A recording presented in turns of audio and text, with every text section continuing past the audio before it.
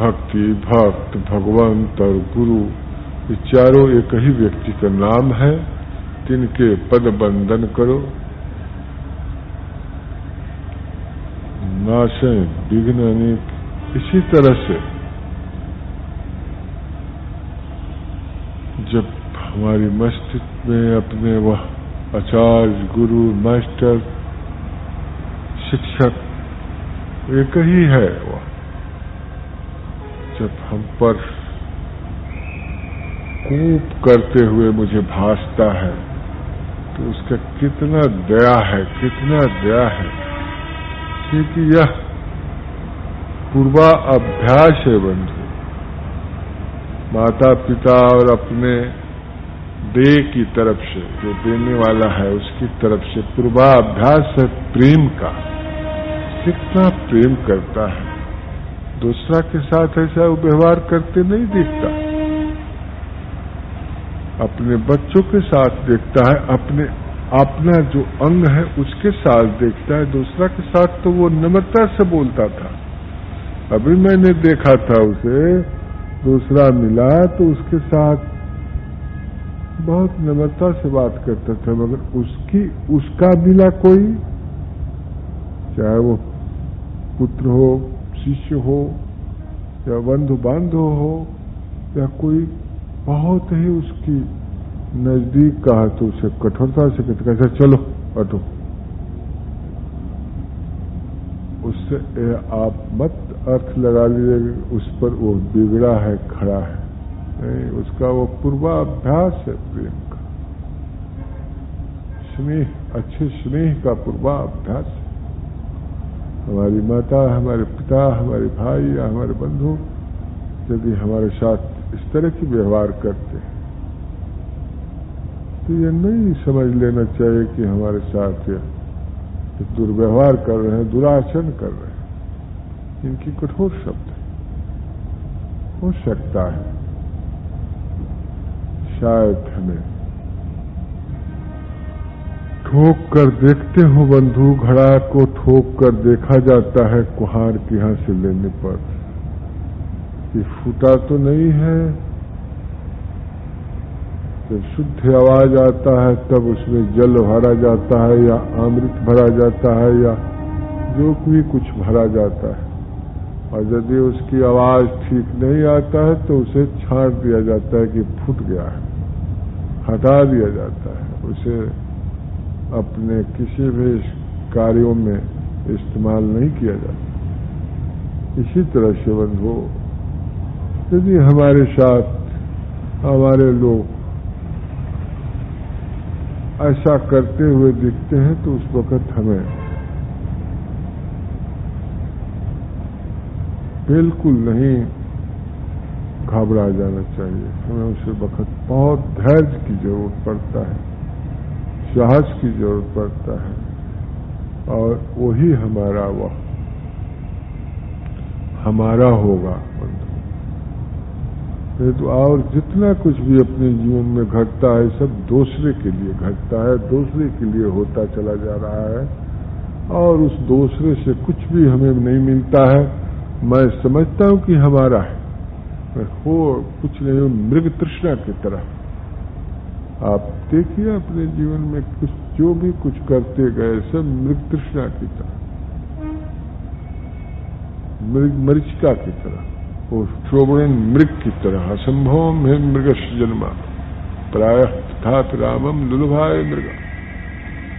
विपत्ति काल, विपत्ति काल आने को होता है तो बंधु ऐसी बुद्धि हो जाता है, इतने बड़े बड़े महानों के हो गया है कि उन्हें सोने के मृग दिखलाई पड़ने लगता है। जब तुम्हें बहुत अच्छा अच्छा खाने में स्वादिष्ट भोजन लगे तो अवश्य सोचना कि यह शरीर के लिए हमारी विष पैदा कर सकता है। जब अच्छी अच्छी बात तुम्हें अच्छा लगे गलत आदमियों की तरफ से तो समझना कि यह मुझे शराब पिलाएगा, नशा पिलाएगा किसी दिन, या जुआ खिलाएगा किसी दिन, या किसी दिन मुझे मोह के गर्त में डालेगा ये आदमी। क्योंकि यह संत नहीं है, ये महापुरुष नहीं है, ये महात्मा नहीं है कि हमें आदर्श आचरण की तरफ प्रेरणा देगा। इस तरह की बातें करके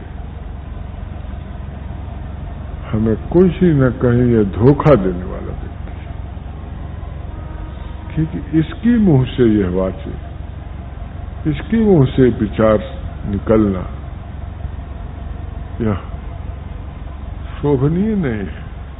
ये गैर अधिकार चेष्टा करता है, इसका अधिकार क्षेत्र नहीं है।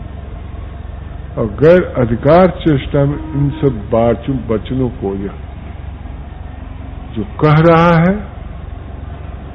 यह हमारे लिए नहीं, यह अपने लिए भी नहीं, अपने को ही अंधकार में डालना चाहता है। जैसे आप अपने को आंख बनकर अपने को अंधार कर लेते हैं प्रकाश देखते हुए।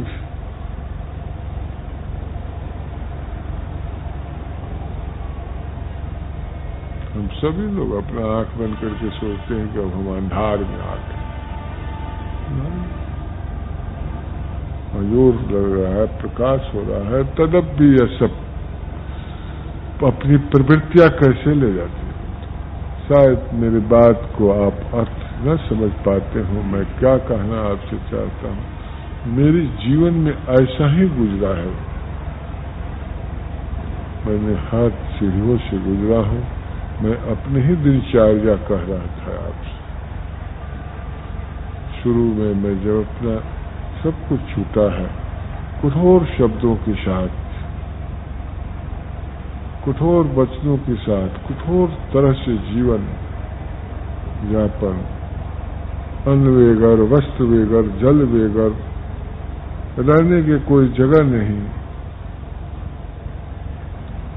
कोई मित्र नहीं, कोई साथी नहीं, कोई देवता नहीं, कोई पितर नहीं, सिर्फ वह गुरु की ही वचन मेरे साथ था,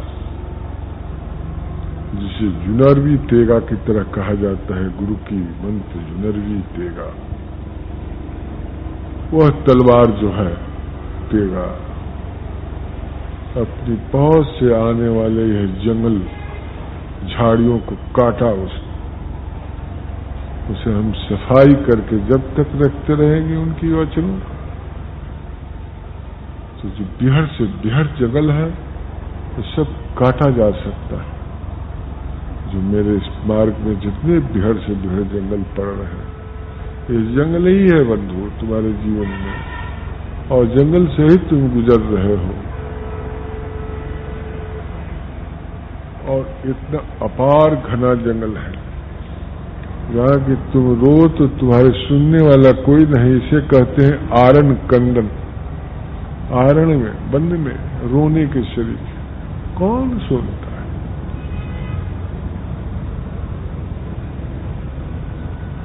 भले किसी ने आकर आंसू पोंछ दे, मगर दुख कोई नहीं बताता बंधु। निज कृत कर्म भोग सुन भरादा, अपने किए हुए कर्म की भोग को मैं टाल नहीं सकता। इसलिए उस अज्ञात को और उस आचार्य की, अपने मास्टर की बातों में आपको विश्वास करना चाहिए। और वो यदि हमसे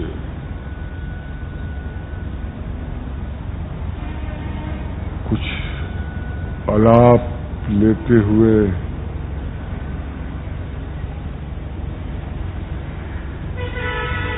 ऐसे भी वचन कहा हो, तो उसकी अर्थ को ढूंढना चाहिए कि क्यों कहा। क्या मैं किसी ऐसे मुद्रा में उनके सामने तो नहीं खड़ा था, या मैं कोई अपने विचार ऐसे तो नहीं उथल पुथल लिए हुए खड़ा था, या मैं कोई सशंकित दृष्टि से तो नहीं उन्हें देखा था जिससे उन्होंने मेरे तरफ दृष्टि देकर देखा है। जैसे मैं देवताओं के सामने जाता हूं तो हाथ जोड़ता हूं कि मैं हिंसक नहीं हूं, नम्र हूं। मैं किसी पूज्य के सामने जाता हूं तो प्रणय करता हूं कि मैं बहुत ही न,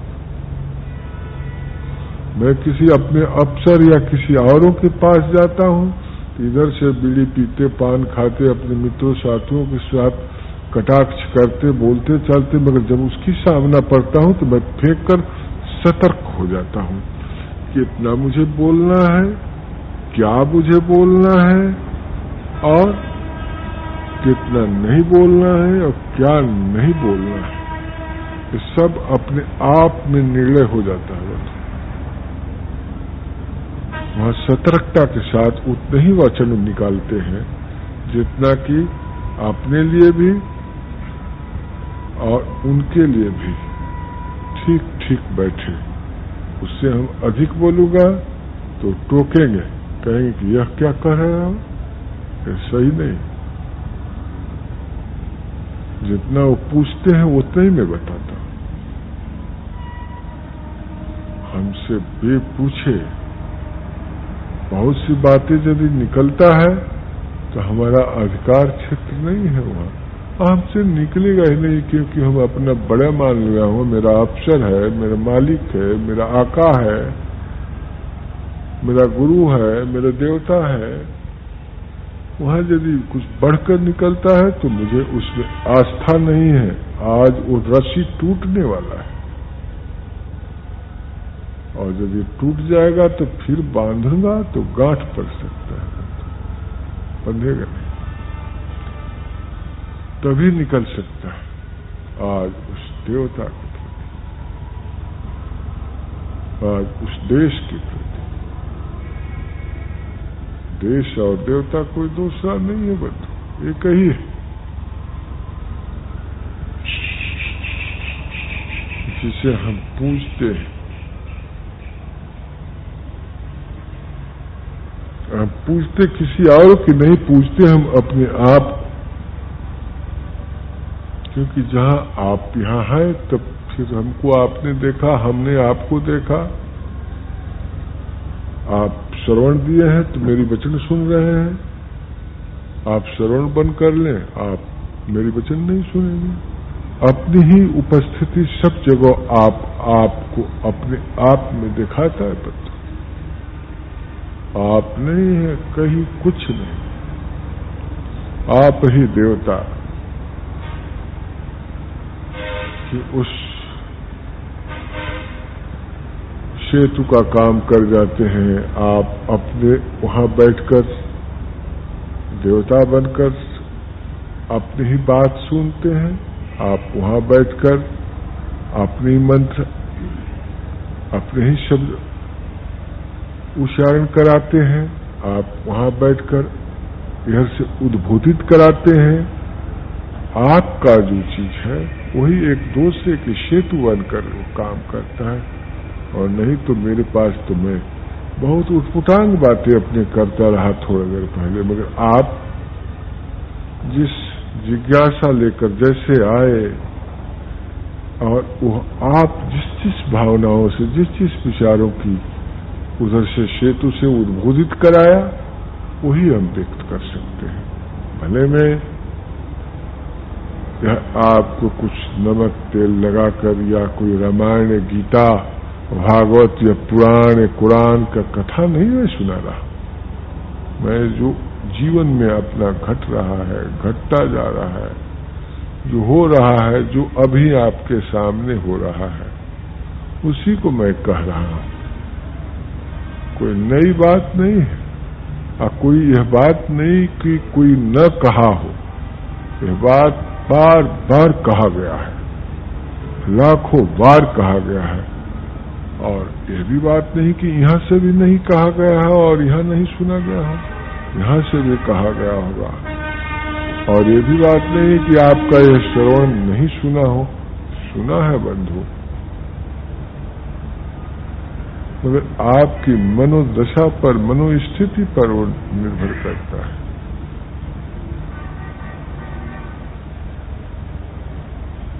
और संध्या हो रहा है बंधु, पर्यावरण का उत्सव, महोत्सव नग्न होने वाला है। ये 2 दिन तक इतना होगा शोरगुल की 9 बजे रात तक। मैं भी चाहूंगा कि इसका पूर्व ही आप लोगों से विदा लूं।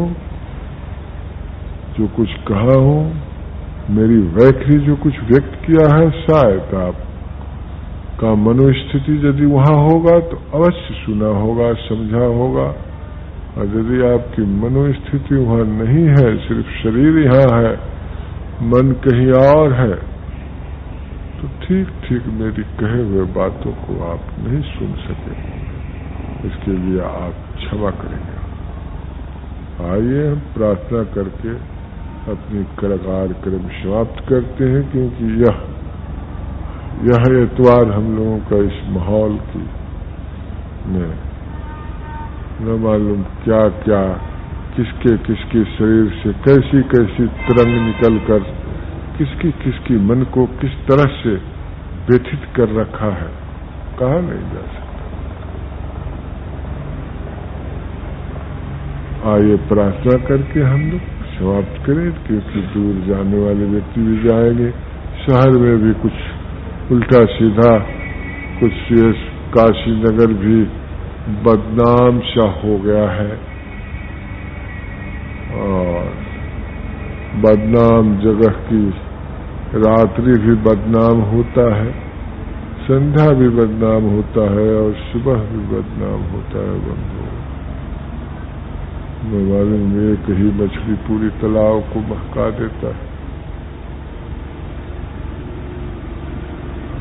और क्या जाने ये शरण है या सुगंधी है, कुछ कहा नहीं जा सकता है। सभी का तो पेट कब्र बना हुआ है, देखते हैं सब वही में डालते जा रहा है, अपना कोसते जा रहा है अपनी ओदर में तमाम अन्न, जल, मांस, मछली, जो कुछ है इन दरगाहों में दफन करके बस। आइए हम लोग उस अज्ञात की प्रार्थना कर ले, नारा लगा ले। हरा हरा नमः पार्वती पति।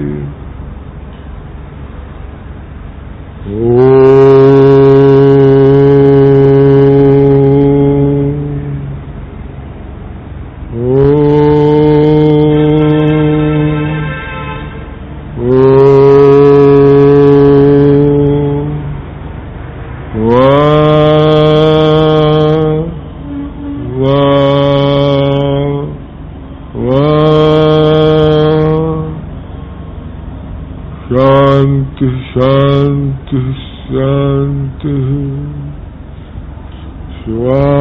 स्वात्माराम आत्माराम आत्माराम आत्माराम।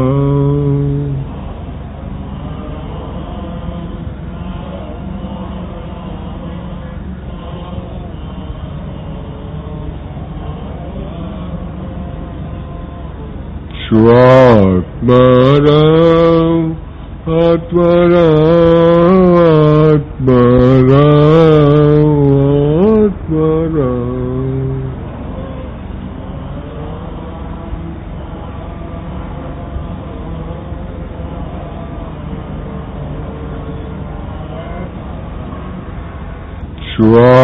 स्वात्माराम आत्माराम